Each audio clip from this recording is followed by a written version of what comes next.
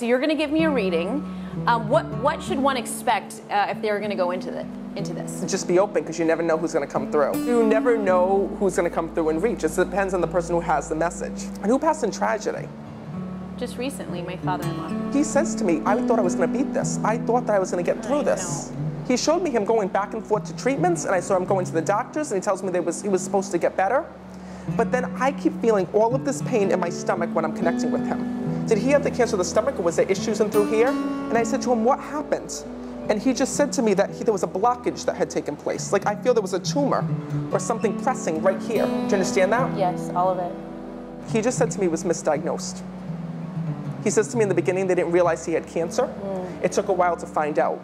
Because I said to him, well, what happened? He actually tells me that he thought he had indigestion. Yes, we did. We thought it was indigestion for a long time. He just showed me like the Tums bottles, and I saw him like going like taking Tums and taking Tums. He's like, I'm fine, I'm fine, I'm fine. And I said, well, how did they not know? And he says to me, well, I went for my physical. And he tells me like everything was fine.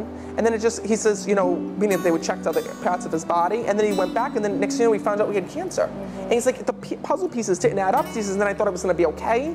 And he talks about that there was even questions over an operations or for surgery. Like he was supposed to go in for surgery. Yes. But he tells me he never made it. Do you understand that? No, he did go, and that's when everything started to... Oh, so he didn't make it after surgery. After surgery. So he passed after surgery. Right. No, it's his way of acknowledging that. The way that I'm hearing him, just to explain to you how it works, is it's quick bits of information. How'd you pass? Fast illness. What happened? Tragedy. And then I'll start to feel things in my body. Like I keep feeling this pressing right here. He shows me all the pain was right here. He had all cancer in his stomach and his...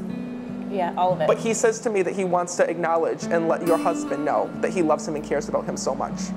Because he tells me about the way that your husband and you, he tells me like the past year of your life, you stopped so much to be there for him. He says it's literally you put your whole life on hold to be there. He says, and I want to thank you, because he says, you're not just my daughter-in-law. He says, you were like a daughter to me.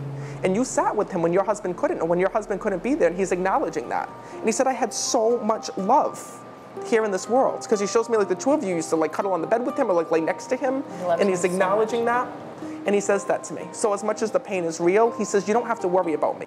And he loved your son here in the physical world. He was talking about your son. Did your son see him or have an experience where he saw him? Because he said to me, you need to let him know that that's real. So if your son said, because did he call him Papa? Popo. Popo. Popo. Oh my God, because he's having me say the word. And he's saying to me like, I don't know if it's Papa or Popo, because he's saying it. So if he says that and says like, I see Popo, no, it's his way of acknowledging that he actually is seeing your father-in-law, and you just got the chills. Because he says, I see Popo, and he talks to us, he says, Popo says this. But that's a real experience. When you just got the chills, you just felt your father-in-law's presence right there. And that's his way of letting you know that he's right here and with you. He actually just leaned over and kissed you.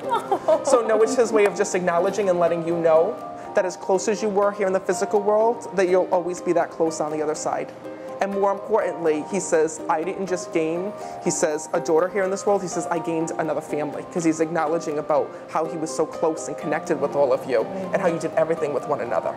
So it's his way of letting you know to send his love to everyone, that he is okay. And you know, he's laughing, because he says to me, he says, my son's never going to believe this until it airs. My father-in-law loved being on TV too. Oh, he did perfect. Because he says to me, he says, and you know what's funny is when I'm connecting with him, he's all dressed up on the other side. And he's like shows me that he wants you to know, and his son to know, that even though that he had passed on, that he's still able to watch over your life and to see so much. But he's upset, like who sold his car or got rid of the car? Just recently, yeah. Because he says to me, like, he says, you know, they didn't even wait that long. He goes, next thing you know, my car's sold. He says everything's going. And he's laughing about that. Because he says to me that, you know, that was his favorite car here in the physical world. Like, he loved his car. But it was a Cadillac. Oh, perfect. He loved it. Because it's his way of acknowledging that even though you got rid of it, he says, let them know not to worry. I'm still driving around in it in heaven. He says, that's how I want you to think of me.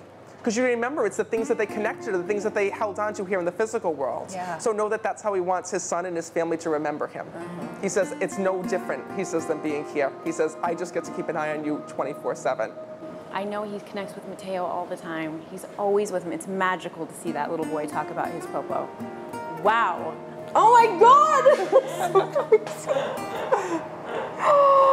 Oh, I love him so much. Thank you. But he saw this as an open opportunity to reach you today. Because he knew we were going to be on TV. He loved being on TV. Whoa, that was so crazy. Thank you so much for giving that to me. Oh, you're welcome. No, I'm really, so glad. Thank you. You're very welcome.